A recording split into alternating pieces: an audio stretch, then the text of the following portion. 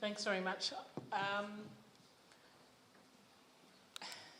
I think that this process for the next 5 weeks is a series of genuine conversations, and so it's incumbent on all of us to talk to people that we're connected to, and part of that process is speaking to people that you might not normally reach out to, or that you might normally have time to speak to, but you want to speak to them. There is a whole grassroots, just an amazing campaign that's sort of or response that's rolling out. There's multicultural voices for the voice. There's faith-based groups. There's all sorts of websites for different faith church groups. I've been invited to speak to the Tamil Society in Dandenong. I mean, so people are interested and they're very keen to find out.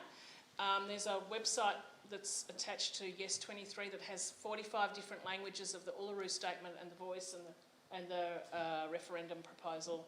And so if you're working with people or in connection with people who are speaking different languages or have different heritage, print those things out and say, did you need a copy of this? Or do people that you know need copies of this? So, I mean, just abuse the photocopier as much as you can on behalf of everyone in Australia who needs to connect with this.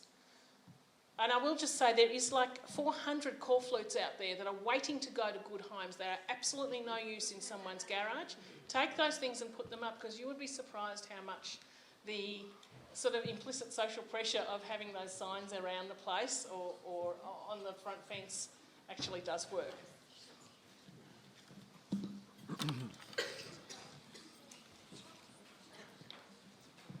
Who's next?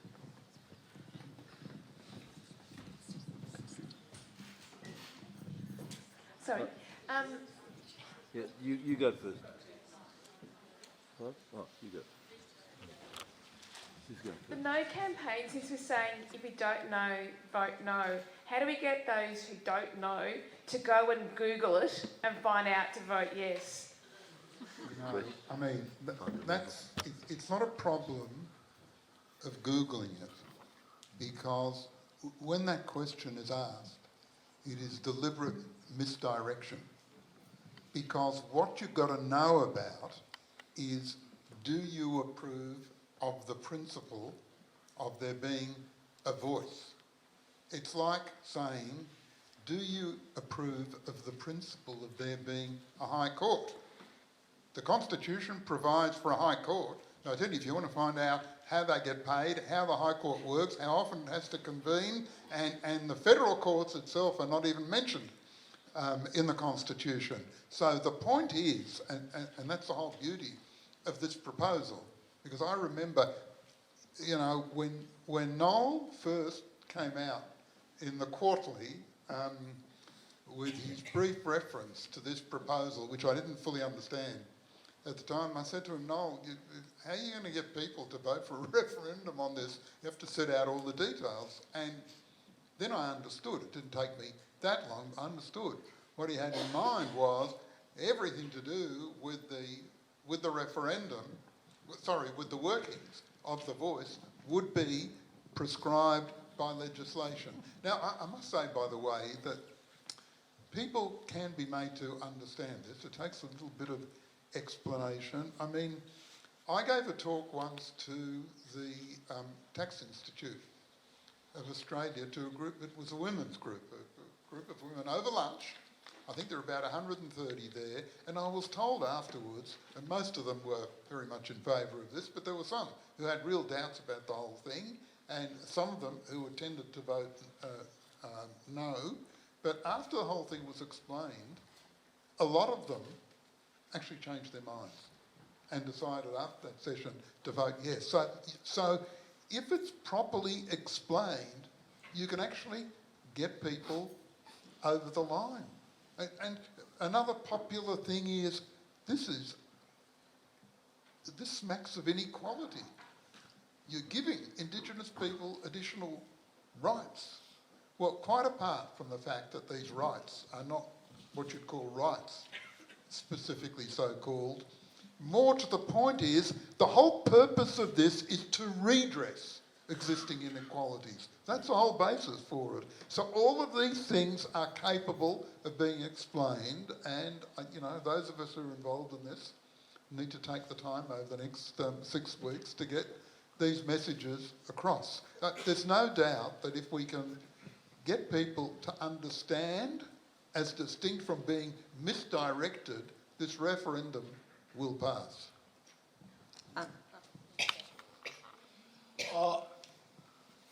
One of the analogies, as well as the High Court, is the ABC.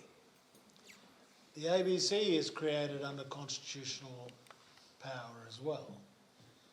And the first legislation that the Federal Parliament promulgated to create the old Australian Broadcasting Commission was in 1932. So we had a constitutional power in 1901 and Parliament legislates in 1932. And then it amends the legislation in 1942. And then in 1983 it scraps the old legislation and puts in new legislation for the Australian Broadcasting Corporation. That's the way it'll be with The Voice. The Parliament will generate legislation next year in the event the referendum succeeds, and that will be one version of The Voice. It might amend The Voice 5, 10, like Melissa said, 15 years later, according to the government policy and according to Indigenous people might want it to be changed. They might want to amend the legislation. And there will always be the ability of the Parliament to do that. And more radically, maybe even repeal the legislation and replace it with a new model. That is always within the power of the Parliament to do. The important thing is the power is put into the Constitution, and what Parliament does with it from time to time is what we vote parliamentarians to do. And it'll be the same thing with The Voice. The one thing the Parliament can't do, though, is get rid of The Voice and never replace it. Because that's the guarantee. The guarantee is there shall be a voice. There shall be an Aboriginal and Torres Strait Islander body called The Voice. I think we have time for one more question. Sorry.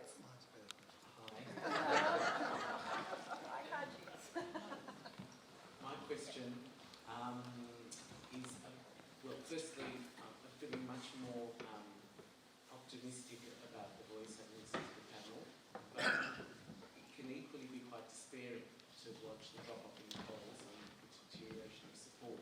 My question is, are you on the panel satisfied with what the Yes campaign has done? What can we expect to see in the next 6 weeks to get this over the line? And forgive me for asking this Jewish and despairing question, if The Voice fails, what do we do the day after for Indigenous rights and for constitutional recognition?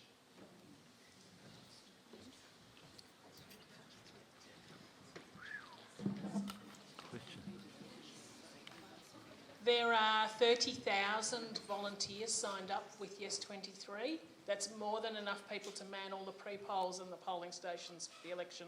And those people are out mobilising now. You've probably seen them driving around here, you know, handing out flyers and leafleting and door knocking and doing a lot of boots on the ground type of work. There's a whole advertising campaign. Some of you might have heard about the song that was released today. So there's a whole advertising campaign that goes to the people that can't be reached by actual human interaction, because there are a lot of people outside of, you know, Caulfield who may not have had a chance to talk to people. So I am satisfied that their campaign has the momentum that it needs. And can I say that the momentum for elections is not 6 weeks or 3 months before the date of the referendum or the poll? The momentum needs to have the crescendo in the last week. So polls, I don't know, I used to believe in polls, but now I don't believe in polls. So I can't really speak about any of the mathematics, but the momentum needs to be trending towards the 6 week, you don't want to win today, you want to win in 6 weeks. And the other thing that was a really interesting comment that somebody said, so first of all, despair is not actually a political strategy, so we'll put that to one side. But somebody said the other day that if 10% of the very solid yes, which I imagine might be some of us here, brought on board 2 or maybe 3 individuals who were wobbly, that takes you into landslide territory, right?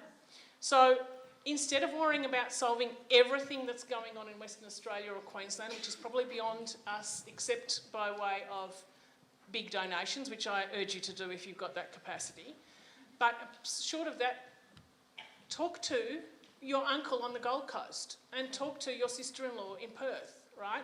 And talk to people who you might not have easily wanted to have a conversation with, but you think that there might be some value in having that conversation, and it might be more than one conversation. It might be 3 conversations, and not hammering them over the head with it in the first one, but you might have a plan of how you have that conversation. Because even if you get 2 or 3 maybe people over, and we all do that, then we are doing a very big service to this referendum. I'd just like to add that I fully agree with... that is great. I fully agree with Nellie, and the referendum... The referendum... Oh, No, no, not Nellie. Melissa. Sorry. Nellie I agree with Nellie too. It's Nellie over there. Yeah, exactly. So, I believe this referendum has not been won, but it's eminently winnable. Yeah.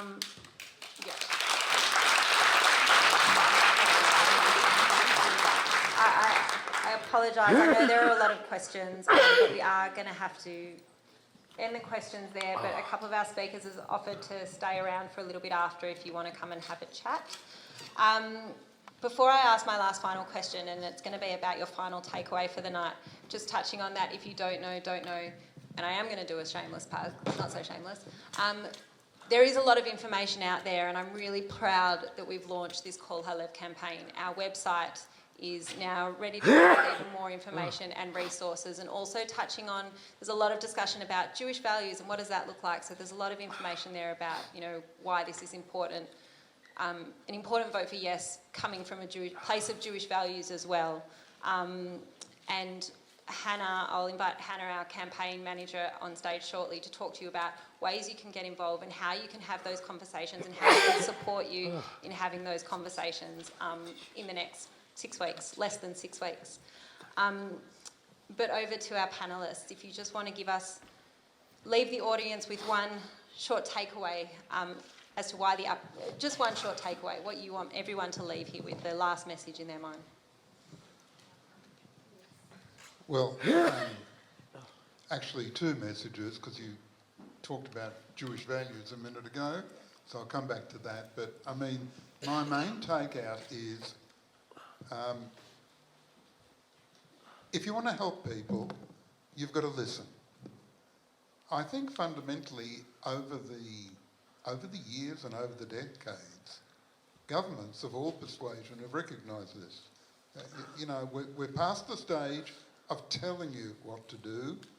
We need to work together in partnership together, and that applies in relation to Indigenous affairs. But notwithstanding all governments paying lip service to that, it hasn't happened. They haven't listened. And they haven't done what's required. Just look at the closing of the gap measures. I don't have to go through, I don't want to waste your time going through them all, but we all know there is a huge gap, and that's because they're not listening. So here we've got a proposal that that facilitates the listening process. And that's what's critically important about it. The other aspect of it, which hasn't been mentioned here tonight, but I want to emphasise, there is no downside. As a lawyer, I'm often advising sort of clients in terms of, you know, can they engage in this? Can they do this? Can they enter this contract? One of the things I always do, what's the downside? What's the potential disadvantage? It's zero. Notwithstanding the scare campaign and everything else, I'm telling you that the downside here is precisely zero. So for God's sake, why not give it a go? And what's Australia going to look like internationally if we can't get this simple, responsible measure through? What are we going to look like? How are we going to show our faces outside of this country? So there's that. And the other thing I want to say, Jewish values, I want to say, look, to me, support for this cause and for this referendum is a human value. It's something that I feel as a human being. But it's also consistent with my Jewish values. And I want to tell you, anyone who says that it's not is talking utter and complete nonsense. There is no Jewish law which requires one to support this, to vote for it, or to vote against it. But when it comes to Jewish ethics and Jewish values, if Jewish values don't require support for this, what are Jewish values worth?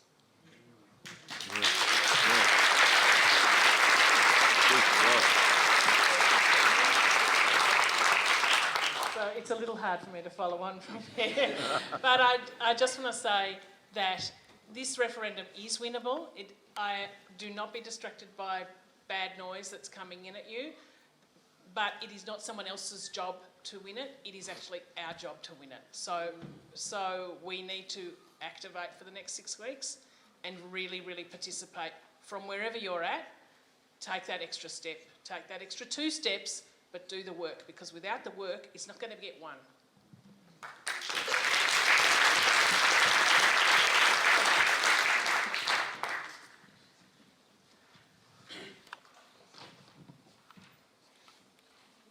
This is our country too.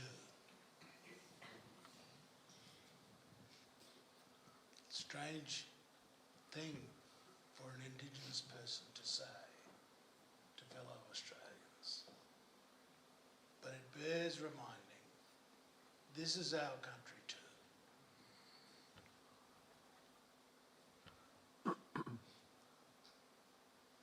Second thing,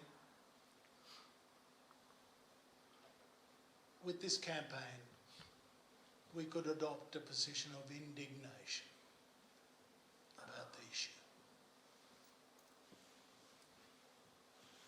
Really? We could adopt a position of incredulity. We could be incredulous that this is even a question, and that there should be anything other than a resounding yes. You've got to be joking if there is an answer other than yes. This late in our history, with so much suffering, our country, so much damage wrought, and the hand of friendship from Uluru is extended to the rest of the country.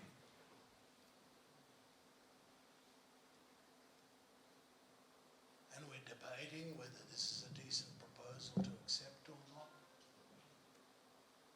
You who need recognition from us are tossing and turning as to whether you're going to recognise us. That's where we're at in the history of this country. We have to fall to our knees to the rest of the country. As a matter of political necessity, I have to oil my stiff knees so that they bend to ask the country to recognise the original people of this country as having a rightful place in our own country. We can't make the racist argument. We can't call out the racism. It would be sheer calamity for us to call it out. It would damage our cause irreparably in this campaign. So we have to stay silent.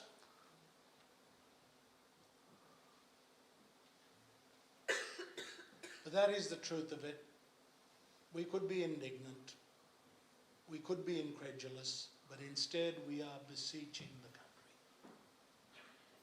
We're asking the country to dig deep and to find some sympathy, because this is so important to us. It's a very simple proposition. You can concoct all kinds of conspiracy theories about it. And people are assiduously doing this as we speak. But for good Australians, if you want a better country, or if you want something better for us, you'd vote yes. We've worked for too long and we've worked too hard. We've had Chief Justices review that provision and advise us on its safety. So, good people need to help us win this referendum. We're at this almost absurd point where we have to beg the rest of the country for a rightful place in our own. So I'm just so very appreciative of my Jewish family here in Melbourne for all the support they've given me over 30 years to bring this about. With Ron and Mark, we wouldn't be here where we're at. So I want to make sure we win this. We're very close to doing so.